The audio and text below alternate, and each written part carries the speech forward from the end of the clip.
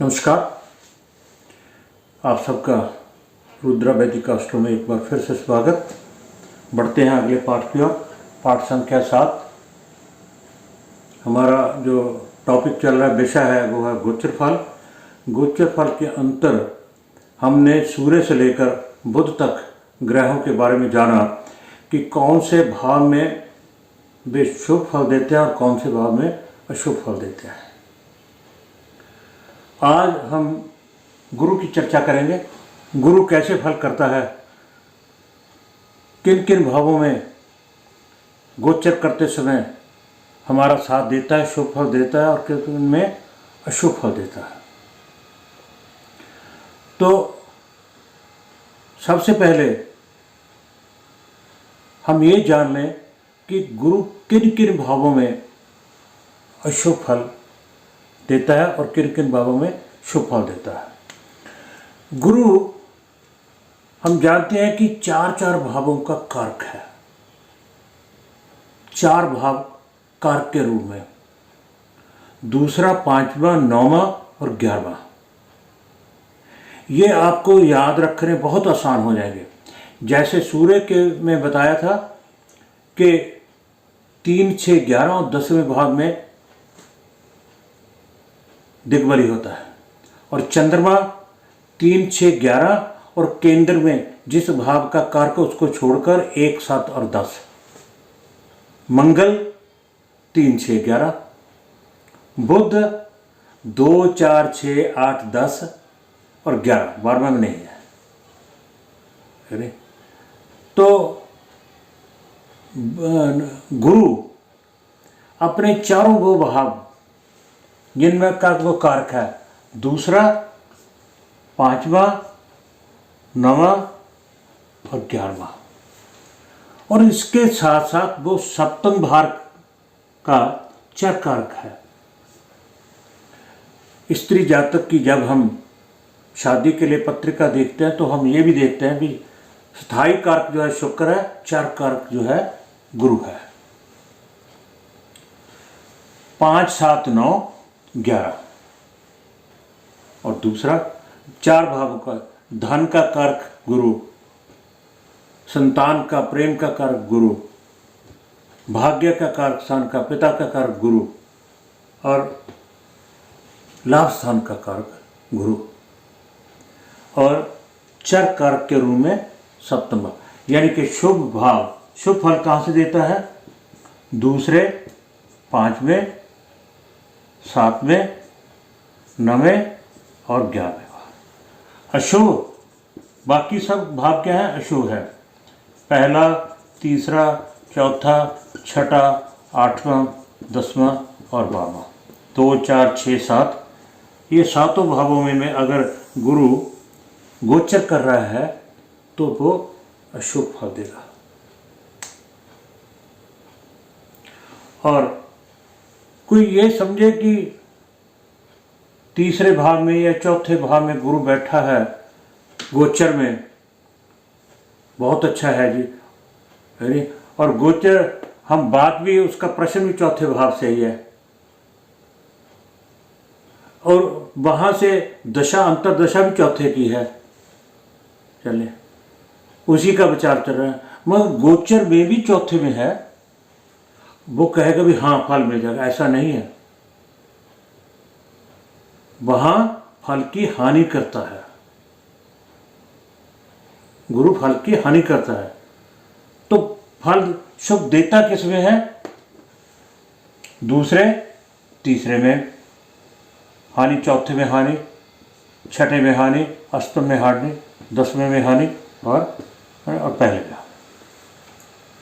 ये जो भाव है 5, 7, 9, 11 और 2, इन भावों में वो फल जो है शुभ देता है।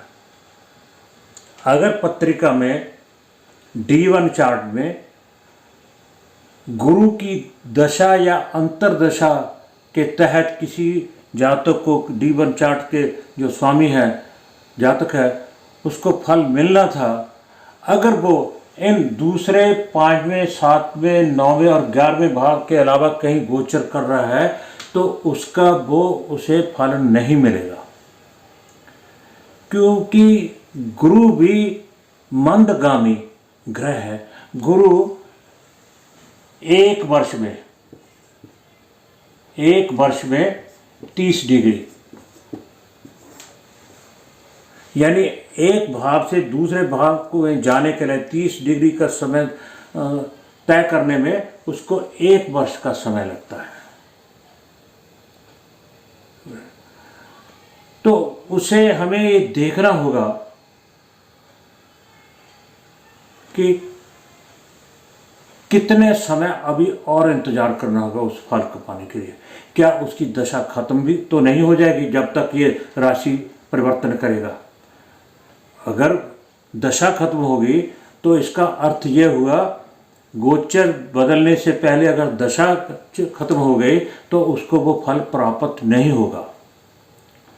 अगर दशा रहती है और वो राशि प्रवेश दूसरे में कर जाता, बदल लेता है, तो फिर हम कह सकते हैं कि इतने समय के बाद आपको ये फल प्राप्त होगा। अब अगर वो पहले भाव में है, चाहे वो देश में है चाहे वो अपने घर से है, उसको दूर जाना पड़ेगा। अब उसको दूरी बनानी पड़ेगी और सेहत के लिए, हेल्थ के लिए प्रॉब्लम होगी। और दूसरे में तो धन का कारक भी है और गोचर भी है शुभ है, तो सभी कुछ ठीक है। और तीसरे में अगर तीसरा स्थित है तो यहाँ से क्या हमारा पराक्रम है नहीं, जगह स्थान और हमारी जो लेबर है, जो हमारा सोशल सर्कल है, उनसे छोटे बहन भाई भी यहीं से देखते हैं, उन सब में हमें हानि मिलेगी। चाहे संबंध हैं, चाहे बोलचाल है, चाहे कुछ भी है, उसमें जो फल प्राप्त होने वाला है उसमें हो सकता है हमारा छोटे बहन भाइयों से बिगाड़ हो जाए, बिछोड़ा ही हो जाए, है कि नहीं। कर्म करने वाले जो एम्प्लॉय हैं, हमारे एम्प्लॉयज़ हैं, है नहीं, वो भी कार्य में जवाब दे दें, हमारा ध्यान ना दें, हमारे काम का ध्यान ना दें, है नहीं। जो मैंने किया उसको इग्नोर कहा है, उसको इग्नोर कर दें, तो ऐसा होने लगता है। चौथे में भी बंधुओं से, माता से दुख, भूमि वाहन में नुकसान, है नहीं, कष्ट, सुख, वो जो सुख प्राप्त होना था वो वहाँ से सुख प्राप्त नहीं होता है। अगर पंचम में है, पंचम में संतान में सुख, प्रेम में सुख, है नहीं, ये सारी बातें, विद्या में सुख, हायर एजुकेशन में सुख, पूर्वले कर्म जो हैं आपको प्राप्त होंगे, पूर्वले कर्मों से जो आपको फल मिलना था, और उस दशा भी चल रही है पंचम की स्वामी की, तो ऐसा होगा। और गुरु उसमें अंतर या प्रत्यंतर में इन्वॉल्व है, तो वो ये फल दिलाने में साथ देगा। अगर छठे में है तो शत्रुओं से पीड़ा, रोग से पीड़ा, कोर्ट कचहरी में हानि, और सप्तम में है तो अच्छी है, आपकी जो अटैचमेंट है अच्छी होगी, आपके संबंध अच्छे होंगे, पार्टनर के साथ भी, लाइफ पार्टनर के साथ भी आपकी जो कहते हैं ना सुर मिलती है एक दूसरे को के साथ, पत्नी की हाँ में हाँ मिल, एक दूसरे की हाँ में हाँ मिलाते हैं, ऐसा होगा। और अष्टम से जो है क्लेश, घर में क्लेश, है धन के कारण क्लेश, अरोगता, यात्रा, व्यर्थ की यात्रा, अशुभ फल जो है अष्टम से प्राप्त होंगे। और नवे में है तो भाग्य उदय होगा ही होगा, है भाग्य हमारा साथ देगा, कार्य में सफलता होगी, शुभ फल प्राप्त होंगे। दसम में गुरु अगर गोचर कर रहा है तो क्या कहते हैं ना, धन में कष्ट, धन प्राप्ति में कष्ट, कार्य में विघ्न, यहाँ से जो आप निवेश करते हैं उनमें भी हानि हो सकती है। और ये 1 2 3 4 5 6 संतान से छठा यहाँ से सुख है तो संतान को भी कष्ट होगी, संतान को भी कष्ट होगा। ये ऐसे भी देख लेना, हमें काउंटिंग करते रहना चाहिए। और जो यहाँ से प्राप्त होना है लाभ, जब गुरु यहाँ मूव कर गया फिर आपको धन की प्राप्ति होगी, लाभ भी होगा और पुत्र की प्राप्ति भी होगी।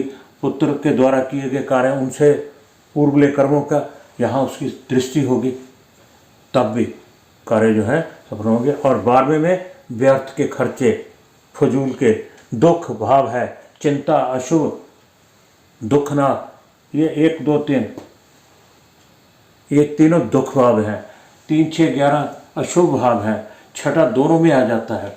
तो इस तरह हमें मिलाकर देखना चाहिए, काउंटिंग करते रहना चाहिए कैसे कैसे होता है। इस पाठ में इतना ही। आप भली भांति समझ चुके होंगे कि क्या प्रोसीजर है। इसके बाद हम वेद की बात भी करेंगे, लेकिन ये जो हम लिख दिया ना 2 5 7 9 11 इससे शुभ प्राप्त होगा, क्या वाकई शुभ प्राप्त होगा कि उसमें फिर आगे भेद है, विघ्न आता है। तो ये भी ग्रहों के गोचर देखने के बाद फिर हम वो चैप्टर शुरू करेंगे। इस पाठ में इतना ही। कृपया मेरी वीडियो को लाइक, शेयर और सब्सक्राइब जरूर कीजिएगा। आप सबका बहुत बहुत धन्यवाद।